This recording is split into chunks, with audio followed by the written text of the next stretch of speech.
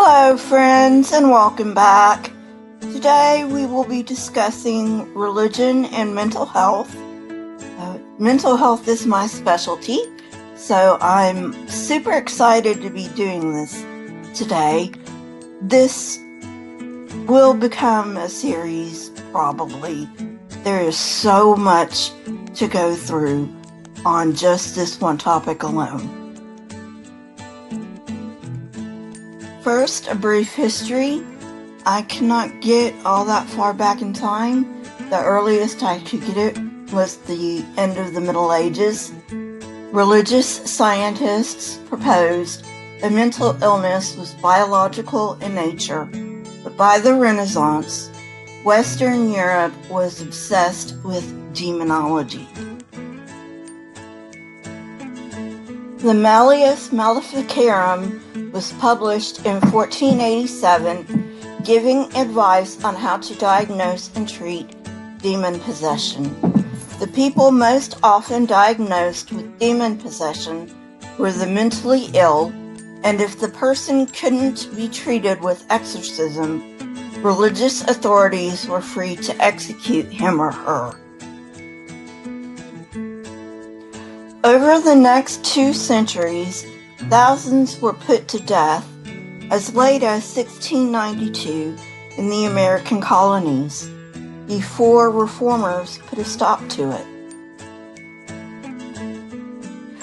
A Quaker named William Tuke started a retreat in the early 1800s in England for the mentally ill, where he treated them much like normal adults. Around the same time, Philippe Pinel established a treatment based on humanism and egalitarian principles. Moral treatment, the name given to Tuke's method, became the norm in treating the mentally ill.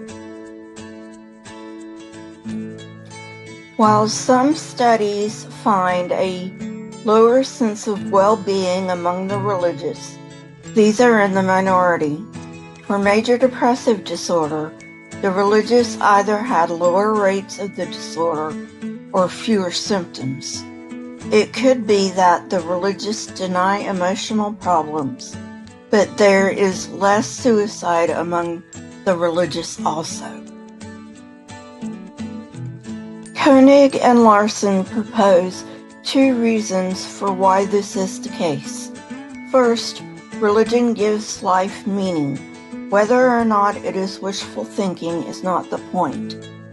Second, most religions teach practitioners to support and care for one another. These teachings accomplish 2 things. The mentally ill get the social support they need, which has been shown to buffer stressful life events, as well as prevent emotional disorder. And second, these teachings promote love, forgiveness, compassion, and encourage people to look beyond themselves.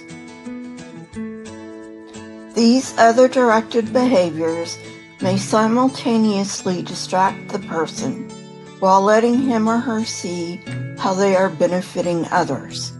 I am not saying that the mentally ill are selfish.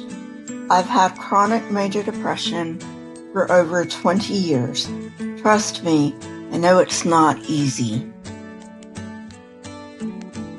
Also, religion does not always instill positive emotions, and it can at times lead to social isolation, guilt, and shame. See my video, Depression is Not Demonic, for my story. I may upload a more personal one sometime in the future. Ever since the days of Sigmund Freud, mental health professionals have been wary of religion. However, in recent decades, there has been a push to use religion as a tool in recovering from mental illness. Is religion good for mental illness? The honest answer is that it depends. It depends on what illness we are talking about. It depends on the religion and also the flavor of religion that we are talking about. The answer is it depends. If the religion or the flavor of religion discourages seeking help or discourages medication for mental illness, then yes. I am not a huge proponent of medication first, but medication does help. This has been an introduction to religion and mental health. I am going to make this a series, so be on lookout for more episodes. If you enjoyed this content, please view my other videos. Hit the subscribe button and hit the like button if you like what you see. Remember, you can catch me on Twitter and Discord. My Twitter and Discord links are in the description, along with the sources I used for this presentation. And as always, friends, question everything and never be afraid. Until next time, have a great day. Bye.